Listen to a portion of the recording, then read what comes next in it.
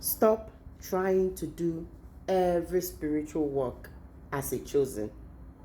You are not a jack of all trades when it comes to being called spiritually. Everybody has their office or their place. The kingdom of heaven operates just like a major corporation. Every chosen soul belongs to one of these three specific departments. When it comes to spiritual callings, if you do not know your department, your life will stay stuck in confusion. You will be doing something that you're not supposed to do. So today, I will mention these three departments and you'll be able to know where you belong, your assignment. The first one is the intercessor, the shield.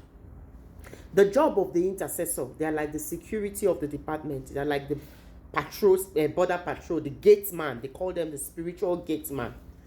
These are people that they are the chosen ones who feel a heavy, sudden burden to pray, to intercede, or fast for people or families. They just wake up when there is an urgent need for intercession. The burden is laid directly on them, faster than any other person. They can sense when something wants to go wrong. They can sense a danger before it happens. They see, they feel, they absorb spiritual friction so much so that others can be safe. These are intercessors. Though we are all called to the office of intercessory, but there are people who are called specifically for this purpose. Their authority is atmospheric. They shift spiritual climates. When something is wrong in an environment, in fact, when they step into a place, they can immediately know when there is a bad spirit in that place. The second department is the people we call the oracle, the voice, the sound. These are the communication department of the company. These are people that are given the word to speak. They are orators, just like what I'm doing. They are teachers. They are preachers. They are singers, the ones who can pick a microphone now and sing and people will get healed. Their spiritual authority is locked in their voice.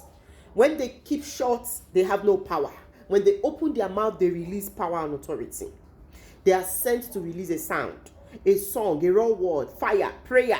You see, like our pastor Jerry, the voice.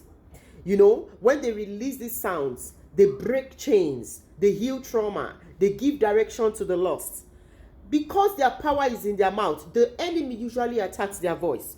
They will attack them with so much intense isolation, with so much trauma, with so much narcissistic excess, with so much gaslighting, with so much bad marriages, bad experience, because they just need them to be quiet.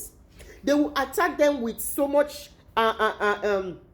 interest in appearance, like, I can't do this, how do I look, why am I looking like this, I don't have the right clothes, I don't have the right shoes, I don't have the right hairs to do what I'm doing. Then the third department are the providers. They are the wealth grid. We call them the financial pillars of the kingdom. These financial people, the financial pillars, are like the finance department and treasury of the kingdom.